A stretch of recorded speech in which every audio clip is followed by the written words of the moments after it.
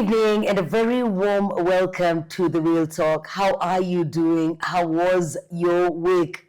The topic that we're about to tackle is one that is quite close to my heart. I love children very, very much, and anything that touches on their ability to develop and thrive is something that I delve into with all that I have. I have a wonderful guest that I chose specifically because of the many years of experience that she has in early childhood education and development, and the fact that she spends a lot of her time around children. You will be getting to meet our guest in just a bit. We're coming to you from Mithil's Boutique Hotel in Kiyovu.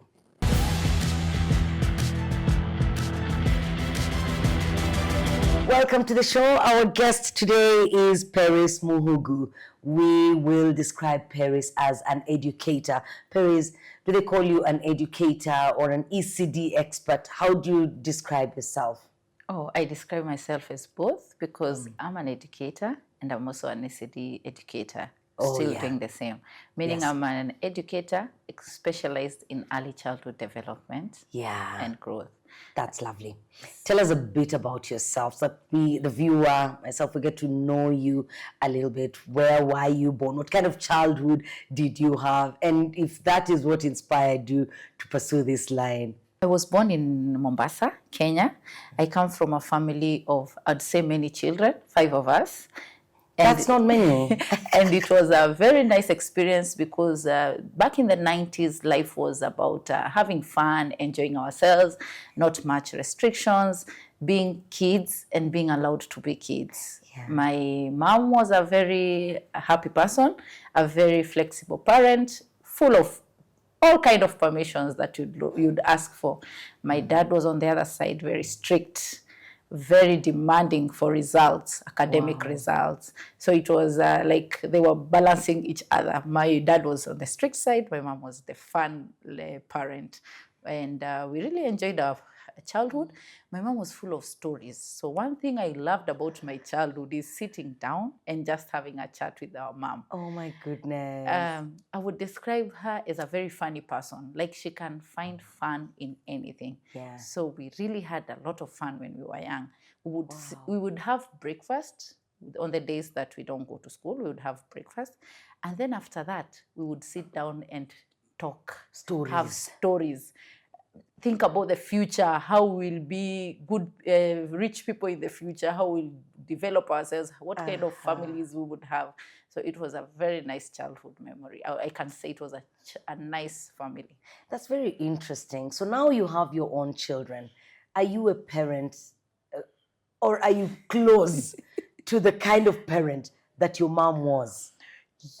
I try my best. Try? I try my best, I would say. You know, usually we say that a child copies what happens. The family background really plays a big role. So for me, I usually create a balance between how my dad was and how my mom was. Yeah. So I'm the bad and good both worlds. Yes. I'm a good and a bad cop. Yeah. Yes. And you know, they say in psychology, someone called Albert Bandura, children learn by copying. So what you see, how you see them parenting from your family background, of course, that's how you're likely to parent also in your future or when you're a parent. And so I tend to be that parent. On some instances, I'm demanding. On some instances, I'm flexible. On some instances, I'm very firm. On some instances, I tell my kids stories. We have fun. So I try to balance all that. Yeah. Yes. That's amazing. What you describe is what we saw a few years ago in the 90s, as you said. Yeah. Things have changed today, and parents seem to hardly have time to sit down and narrate stories to their children. In your opinion, and with the expertise that you have, how is that affecting today's child? As you have mentioned, for sure, most parents have a problem finding time to spend with their children. And that is why we talk about being intentional. As a parent, you have to be very intentional in your parenting. Even if you have something else you're doing, what amount of time have you put for your family? What amount of care are you giving to your family? Even if you have whichever event, be it official or even hanging out with your other friends, a parent has to look at making sure that they have time for their family. And that goes with being intentional. What is your priority? You have to make sure that you're creating that balance as a parent. And so we are seeing many instances where parents are not able to create a balance. And that is why, for me, I always tell parents, be intentional about it. And another important thing about being a parent and creating time for your children, you create connections with your children. You get to learn them, you get to understand them. They get to know you as a person to run to when they are in trouble, when they're experiencing anything in life. Even you saying yes or even saying no when you're there, they feel we have someone walking with us in this journey that we are not aware about.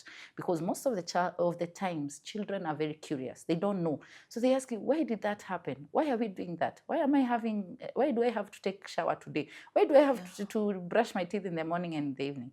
When you're there as a parent and you're affirming them and telling them what is happening, even if it is not biologically correct, they know they have someone they have connected with and they can run to and they can go to anytime they feel like. So it's a very intentional, and I always urge parents to make sure they make it intentional and also create these connections. But when you don't create those connections, then it becomes embarrassing for them to tell you anything, including just physical body changes that happen. Because they haven't connected with you, they're afraid. How will she view me? How will she look at me? But when they know you are their cheerleader, when they know you are their disciplinarian, they know I can tell Mom, she'll find a solution, whether it's good or bad, but she's my hero and something will happen. Yeah. Yes. In a simple language, what is early childhood development? Early childhood development, I would describe it as taking care of children when they are young. And when they are young, we are looking at them in a holistic way of development. We are not looking at one way of development, cognitive development or physical development, that they are eating and they are sleeping. No, we are looking at a holistic approach of that development. Are these children having physical development? That is, are they able to get in terms of food? Are they able to get health needs if they need any immunization, any treatment, any appointment with the doctor? We are also talking about their physical, the physical infrastructure. How is it there to help them become better people? Then we are talking about also cognitive development. Are we giving them opportunities where they grow mentally?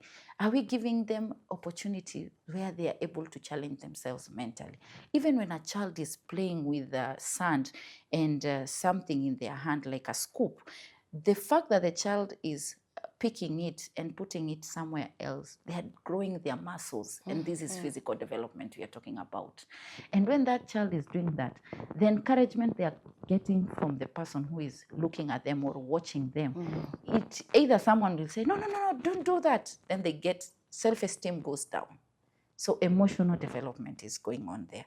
So we also talk about just by you restraining them. Yes, you're already making them fear. They know, I'm not supposed to do that. There are places I'm not supposed to go. So if they have esteem issues, then the esteem of the child goes low. But when they say, oh, good job. Can you do that again? Can I see you doing that again? Then the child feels like they are being appreciated, they are being valued, and they'll push themselves to another level. And so we are talking about socio-emotional development. How are you interacting with this child? What kind of nourishment are you giving to their social beats and their emotional beats? And then we are talking about their morality development, the values that you are encouraging them. The fact that you're encouraging them, there is a value you're planting in them. When they see someone else, they are going to encourage that person. Even when they are grown-ups, they'll tell someone nice things because they heard it being said at home. And this will boost the morality of someone, the moral values of people. And so it's a holistic approach. And that's why I'm saying it has to be intentional. It's not you wake up and say, no, don't touch that. Don't, please, you're getting dirty. You are discouraging this child at a very early stage. Yeah. You talk about intentionality. And I wonder at what point does that become relevant? Because I want us to talk about the foundation. A lot of people have found themselves in the way of parenthood unplanned. It just happened. Or because society put them under pressure, they didn't really think of what it would take to raise a child. And I want to come to you because you had this experience with your mom. When time came for you to get your firstborn, did you plan for that child? How did you prepare yourself? And how did that help you in parenting? Because of the reason I ask that is because I've seen some of those parents that found themselves there unplanned end up really struggling with it. Because it comes with changes like 100%. Someone's life changes completely. Sure. Yes. So I want to hear your personal story, personal experience, and if it made it easier for you. Wow. For me, motherhood journey has been so funny. I've been a mother by surprise all the times. I go to the doctor, he says, surprise! You're now a mom. No way. No, this is not happening. Even the second one, the first one, I was thinking of going back to do my postgrad. The doctor says, surprise, you're pregnant. Hi! You didn't have any physical changes, some telltale signs. And when he said that, I started hating everything. The smell of this, the taste of this, the look of this. Yet before the doctor told you that you were okay. I was fine. I would eat anything. I would have anything.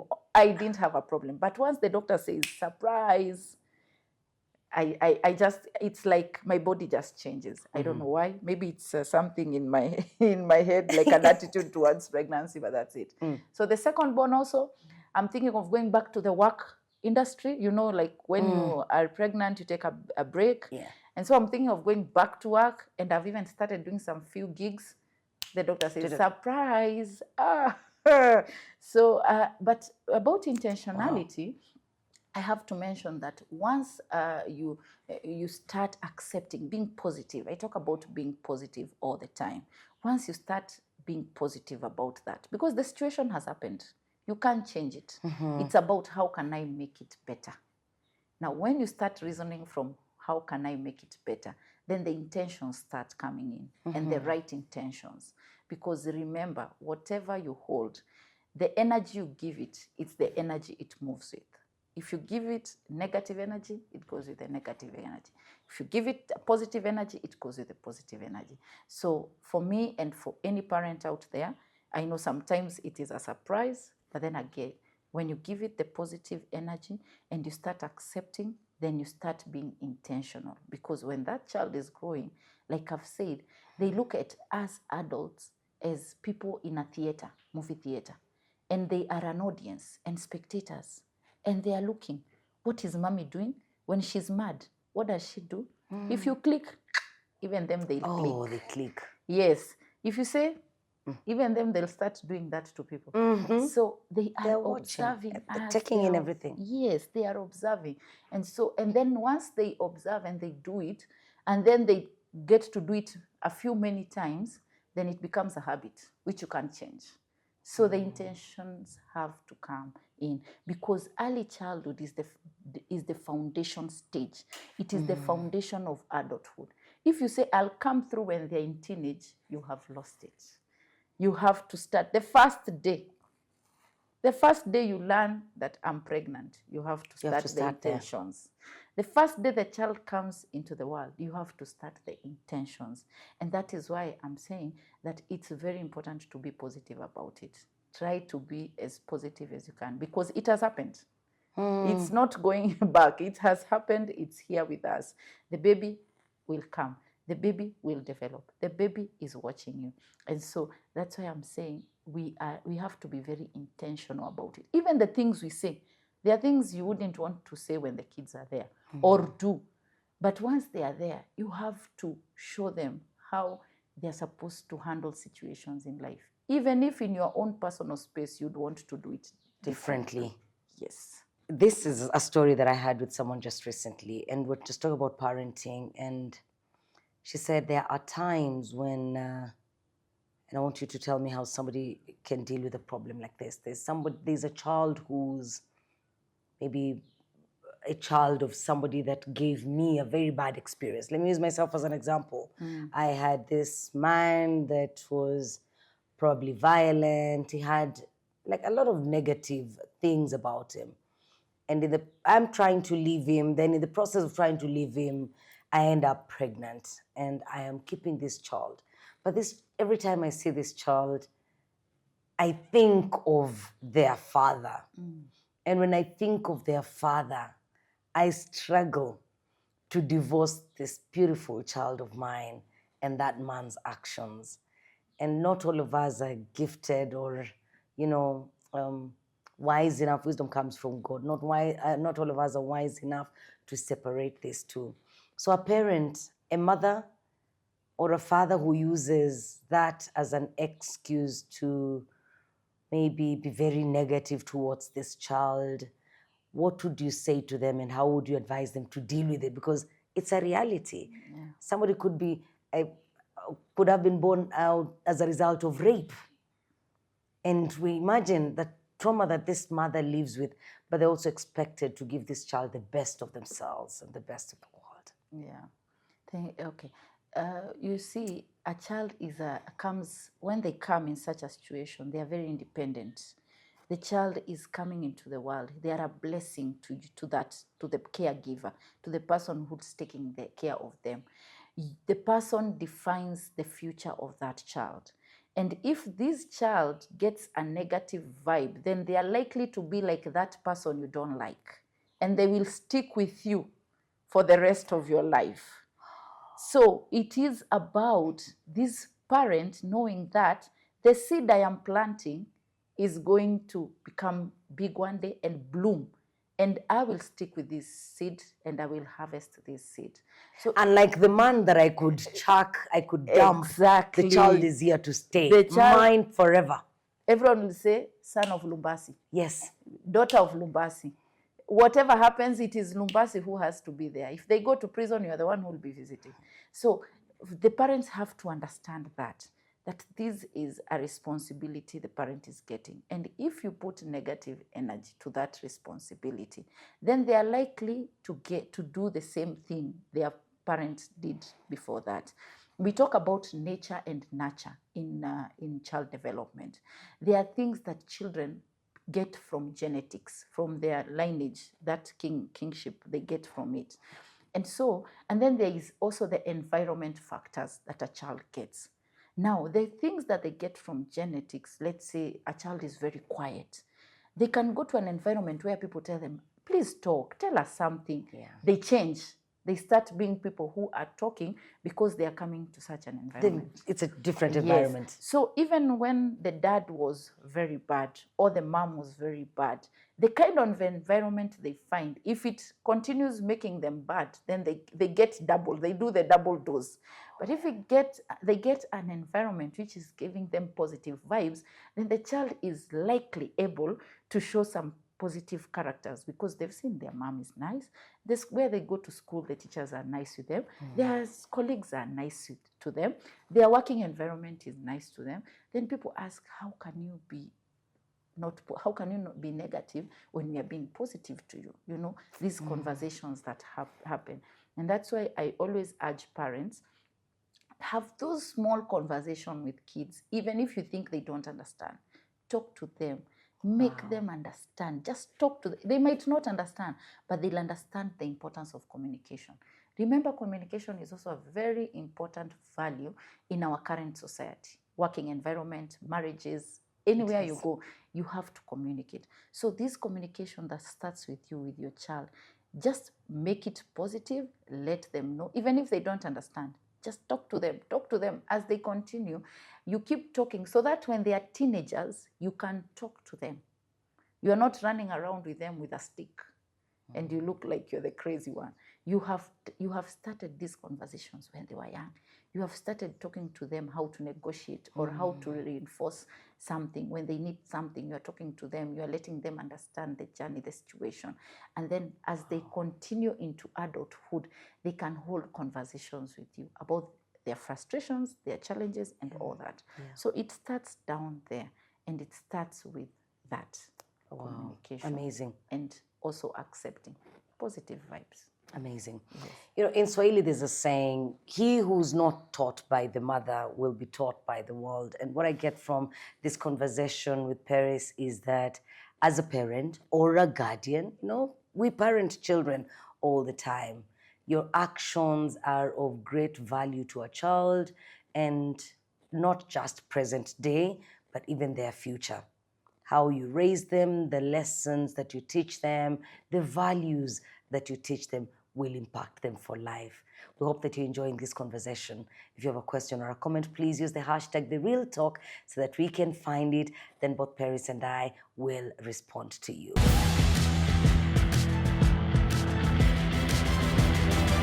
Welcome back. This is The Real Talk on RTV, and we are on YouTube as well. So please find the Rwanda Television official YouTube channel. Share that link so that we have as many people as possible watching this program. We are coming to you from Mythos Boutique in Kiyovu. When you find time, you should try them out. They have the corporate lunch that they serve during weekdays, so visit them. Our guest today is Peris. She is an educator. Peris, so we've talked about the fact that as a parent, all the things, the values, a lot of who we are today was determined by the way we were raised. So indeed, parents play a crucial role. Let's talk about the dynamics between keeping a child safe and allowing them to learn. I recently saw a post online and someone was saying him when he was a child growing up, the parents allowed him to fall and he would, you know, he was allowed to be a child. But then today's children, the mother wants to take care of the daughter or the son. They almost don't want them to step on the ground. They don't want them to fall and hit the ground. So I want to know, in your opinion, how do we create a safe and an inclusive learning environment for a child? Good. When we talk about a safe environment for children, we are looking at a child having a positive learning environment in the school setup. And so we are looking at the infrastructure and also the human resource that is there. And so one thing, of course, many places the infrastructure is tried to be, people try to put it at a big and a good level. And so we are looking at classroom sizes that are enough for kids. We are looking at classroom environments that are well decorated. We are looking at all that. But we also need to look at the people who are there, because sometimes safety also comes from the caregivers. So it's very important to make these people aware of what is safe for a child. Like even the paint that is being used in the school, like even the kind of talk we are giving the kids. Sometimes you are discouraging a child, but you're hurting their emotions, emotional abuse, and you don't know. You're praising one to make another one feel motivated, but the other one is feeling less motivated because the teacher praised another one. So we have to be very conscious about how we are doing all this. And so when we are talking about a safety environment in school, we are looking at talking to children about their social abuse. Are they being talked to well? So we are talking to teachers and we are also talking to fellow students. How do you respond to your friend? How do you respond to a student when you're a teacher? We are giving them encouragement. Even if someone is not doing things right, we are encouraging them. Next time you can do better. How about next time we try this? Then the child learns that, okay, let me try this that they are suggesting. So we are looking at that. We are looking at the physical environment. Do we have the places that are nice? Are they safe? Are they clean? Is there hygiene? That is also part of safety of children, because if they get something that is dirty, especially the young ones, they get infections and all that, and you are trying to make them safe. Another thing we are looking at is this positive learning environment, so that they can fall in love with education, so that they can become lifelong learners. What is a lifelong learner? It is people like us who are willing to learn what is there or what is happening. And what's new? Yes, What are and the new what's trends? new. But we find that people sometimes don't want to learn. But how are they made to approach education? The approach that was given to them for education was very unpleasant. They don't want to see anything close to them that has to do with the reading or writing. They just tell you, if that is it, me, I'm out. So we are talking about creating such environments that will make the school environment positive through both infrastructure and the human resource that is there, to make children want to come the next day to study, and as they study, they become lifelong learners. If you ask yourself today, Jackie, 20 years ago, the careers that people are talking about, software engineer, computer engineer, social media influencer, they were never taught in school. But there is a teacher who bet a student because they didn't get maths right. Yes. But that person, the current trend right now is looking... They're making a lot of money today as a social media influencer. as a social media influencer. And so we are saying that we are creating a lifelong reading process where children are falling in love with education, falling in love with reading, such that in the future, if there is another demand that we didn't teach in school, these children are willing to learn. They are willing to go back to school and hear about it or talk about it. And so this is very important when we talk about safety of children in school. And of course, we are not saying the physical environment is not important. Very important to make sure that the classes are clean, the tables are okay, the chairs are okay. And also, one thing we tell caregivers in schools is make sure that you are not alone with a child, so that if anything is happening, there is someone who is seeing, and also you don't get into a situation. Another thing, physical distance. As much as you're a teacher, you have to keep your physical distance with a child, because this child, you never know what kind of culture they come from. Some culture is going to a child just a few like meters from them to the child, or meters, is also seen as offensive. So there has to be that physical distance. Make sure you are not in a room that you're closed with a child alone. Let the room be open so that if anyone is passing there, they can see. And if the child feels like they want to leave, they can leave. And also, one thing, as a teacher or as someone in a school setup, you have to keep your physical distance, so that if you are like provoked by the child, sometimes children do things and you feel like you're going, you are not able to react and reach to them. Because if you react and reach to them, you are teaching them violence. They understand that if I am frustrated, just like my teacher, I should kick my friend or slap my friend. So you have to put those safety measures as a school and also as an educator around the children you are with. Because remember, they are the adults of tomorrow. I have another question for you, Peris. So you've expounded on safety in a school setting. Let's talk about safety at home. What is a safe environment at home? Because as you've said, maybe the teachers will do their part in ensuring that it's a safe place. But there's a parent there are two parents who are fighting in the presence of their children. Yes. There's a house help who's completely different. So let's talk about safety at home as well. And the fact that a lot of us are staying in small places these days, possibly, the situation in Rwanda is still different. You'll find lots of people have spacious compounds, but they're busy cities like Kampala, Nairobi, Dar es Salaam, where people are packed up in apartments. Children don't even have space to breathe. Or even play. Or even play. Let's talk about such environments where today's children are being raised in. Sure. The safety in the spaces at home. That's why I said it's very important for a parent to have intentional parenting. Make sure you are being intentional as a parent.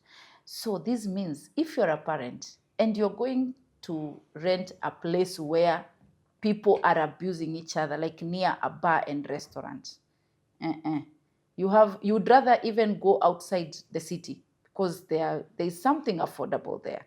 Because remember, whatever you expose your children to, that's what they are going to give, even if they were not meant for that. But they had someone, when someone was angry or frustrated, they swore, they gave a bad word, they insulted someone. So for them, looking at the adults, they say, okay, someone has frustrated me in class, they give that word. Or someone has answered someone in a disrespectful way, even me, I will do that. So we are talking about that. But also another thing I talked about is to have conversations with children. Let them know that that person said a bad word and you're not supposed to say that. Is it kind to tell your friend that? Then they say no. So you said that man was not supposed to say that. That is not right. So having those conversations with children, make sure you are having, even if something is going wrong around you, make sure you're having a good conversation with your children. So as a couple, if we're fighting, we should make sure the children don't get to see us. If it means that people are getting physical or exposing to children, no. Agree to disagree. But in our olden days, our parents would go and fight there. In the bedroom. There in the bedroom, they would do it there. So I think they were wise. They were wise because they knew these people are going to show the same in the future.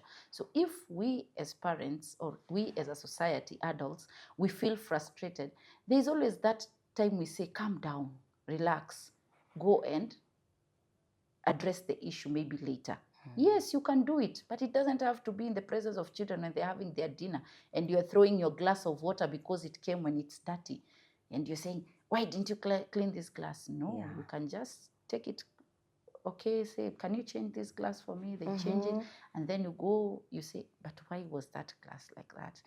What is happening? Are we looking at the hygiene of this house? Because even our kids must be taking in the same classes and that kind of thing. So it's about also being very cautious about how we are talking to children, the kind of behavior we're exposing them to. We have to be very intentional about it. Let's talk about technology. So what role do you believe that technology plays in early childhood education, and how can it be leveraged responsibly? We can't run away from technology. Let me make that clear. Technology has caught up with us. It is here to stay. I mean, parents enter in the house and the first thing they are doing is their phone. I know.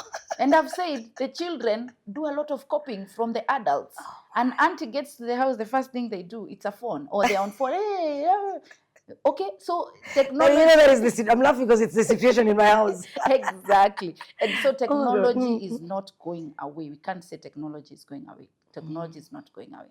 There are good things out there in technology, in the gadgets we give them. Very good things. But like any other setup, an adult has to be there. There has to be an adult there to monitor, to help the child leverage on those spaces.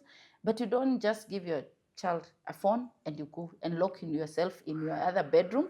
There is Wi-Fi on. I'm guilty. Yes, there is Wi-Fi on. The child is on the at the sitting room with the phone. You are in your bedroom with your phone and you're writing some few emails and there is Wi-Fi. That child will type how to maybe do mathematics, but something else, a suggestion comes. And they say, okay, let me try and see this. So there has to be a lot of monitoring that we are doing as parents when it comes to the online platforms. But they are very nice platforms. Schools are using these softwares. Maybe a parent can ask the school or the ICT specialist in the school, what app can we download for our children? There are so many nice applications about reading, about typing, about games, they are there, they are full there. But we allow our children to go to YouTube, to go and to search for anything, and then you find your child has gone to the wrong places. We allow them in the house, and those suggestions comes because that was the last thing maybe the nanny was watching. The nanny was watching something that is so bad. So when the child opens the computer or the TV, the first suggestion comes is what the adult was watching. So there has to be a lot of monitoring. If worst case scenario, when you're leaving the house, you can just allow them to watch what you have downloaded and gone through, and it is right. Are we together? Yeah. Or educational softwares that are there for typing, for creating robots, for creating games and all that. Those are the platforms you can allow children to be. But if you allow your child to be entertained by those sites and you are not there, remember these sites, most of them are not regulated. Regulated at all, yeah. And there is nobody there who's watching. And those that someone is watching, maybe the kids are finding they're so boring for them. So we have to make sure that as parents, we are monitoring. As parents, we are able to follow up what they are doing. As parents, we are able, if the Wi-Fi is the problem, disconnect it when you are leaving the house. Disconnect the Wi-Fi, because that is where the child starts even talking with strangers. They are on this chat room with a stranger. The stranger lures them. We've seen it in developed countries.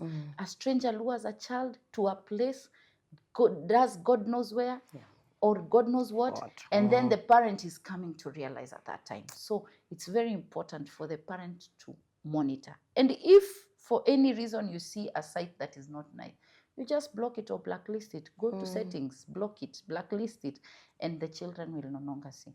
But I can assure you, monitoring has to happen. Like in any other setup, there is no shortcut for that.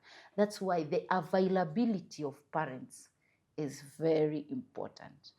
I remember when I was a child, my dad was a civil servant, and wherever we would be on holiday, he would be on his leave. Hi, you are not escaping from me. I've told you, You said he was a strict one, parent. yes. He was very strict and he was so demanding. So you are not doing well in school. April, he's on leave. August, he's on leave. December, He's on leave. And that's when you have your school holidays. Yes. So he was always around. And with books. Yeah. For us, you'd enter the house and he says, where's the results slip? Yeah. Yes, that was the first question. My dad didn't negotiate. Where's the results slip? So he looks at it. Why didn't you pass this? Why didn't you pass it? So his holidays, his leave days were when we were on holiday. And he monitored us. Like he would go, after 2 hours, you see him back. He goes, after 2 hours, he's back. You couldn't even know when he's coming back. And how was his reaction whenever you never met his expectations? He never beat me. He never didn't. beat Never me. ever. No, he never beat us. But he would make sure he deprives you of things, like a shoe. Yeah. Yes, like a shoe. You want a nice, you want a nice shoe? one? Yes. You are not getting that. You want this bag, a new one?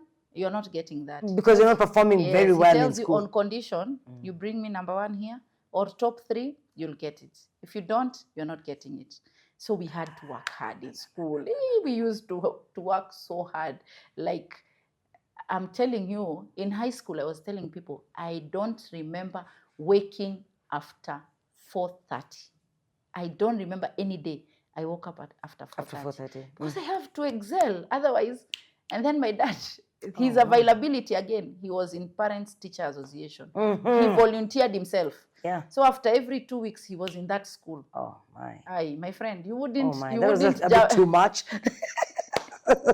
That's why I think going over and above. My mom had to balance. Yes, you needed it, because otherwise it was going to feel like a military barracks. Exactly. Yeah.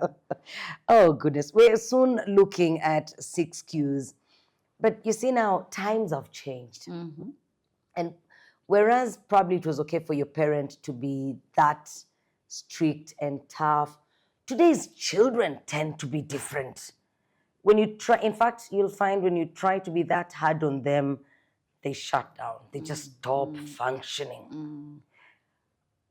What has caused it? Is it that the children are too aware and now they will even make it harder for parents to be parents?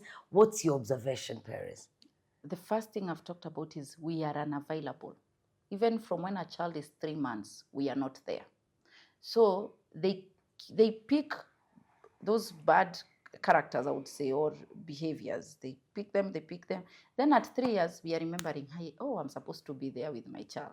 So you go there and you start trying to change it, to change that character that is there. Some people even go when children are in high school, in teenage, because now they feel they can connect. So the children will resist it. They're like, this one is not happening. This is not how I do my thing. Just chill. You were chilled before. Continue chilling. Continue chilling. This is how I do my thing. Chill mode. Yes. And so that's why in the beginning I said we need to have this conversation with children when they are young, even when they are on the wrong. We have conversations with them, and even if it includes telling them this won't happen on this weekend, I won't take you to the supermarket because you did this and this.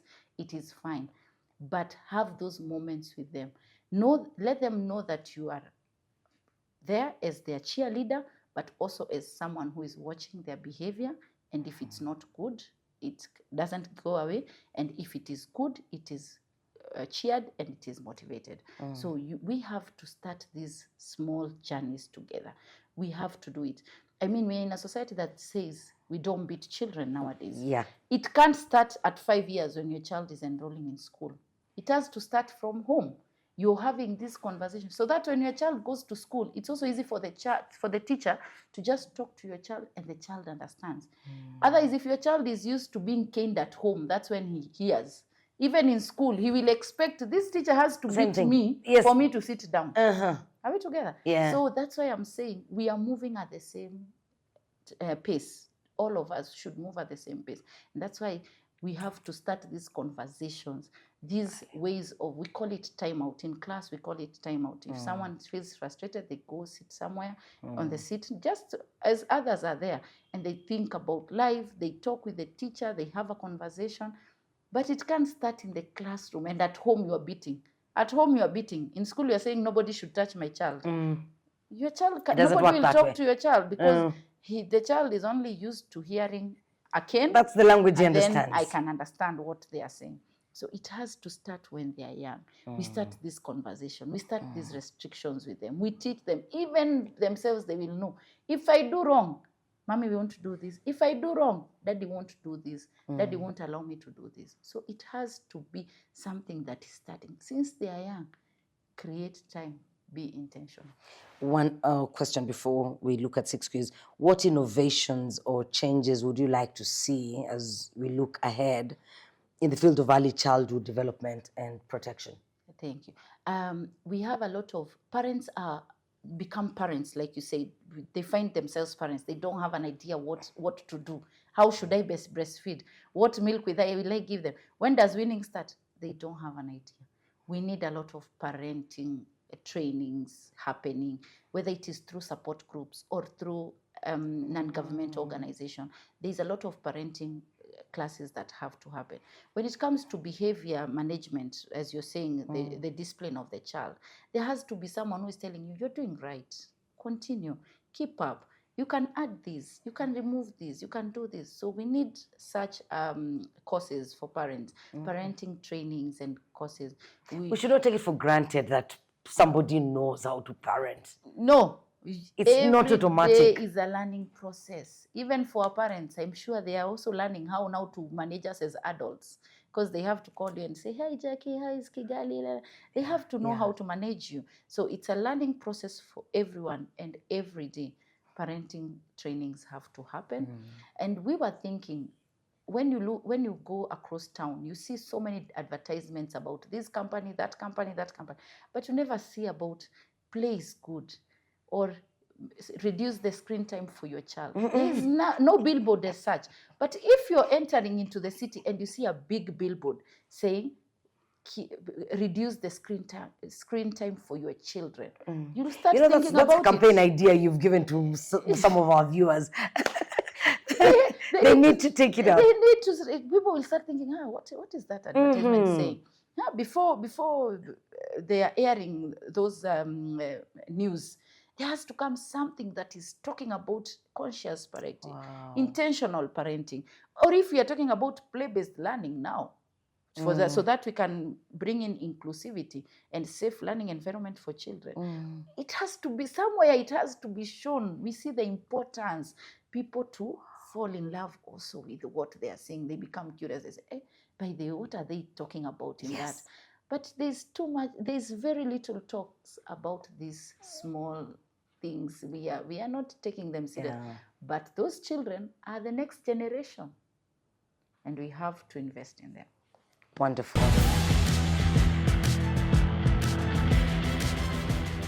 Let's have a look at Peris's 6Qs.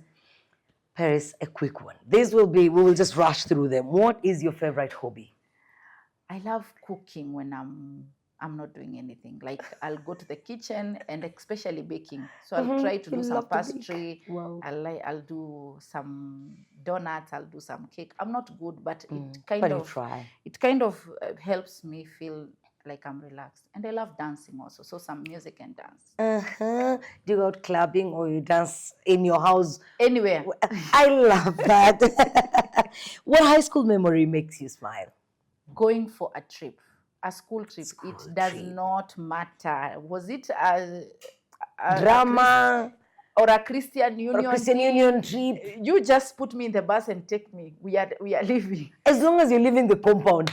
And I'm going to have fun because that is where fun was. So, yes, school trips. Okay, then what one word describes you best? Positive. You're a positive person. Positive. I want to look at things on the positive side. I want to focus on the positive. Even when they are going wrong, I'm just thinking, what can we get out of it in a positive way? And how can we get out of it in a positive way? Beautiful. And yes, so positivity. Best life advice that you have ever received? Oh, I worked for a professor and he used to tell me, you have to be firm but flexible. So he wanted me to balance being firm, saying no, because we were working with students and they were almost the same age as me. I was around 24, I'd say, or 25. So I looked like their age mate and they hired me. So he used to tell me, you have to be firm but flexible. So when I'm so tough, he tells me you have to be flexible. Remember that? Yes.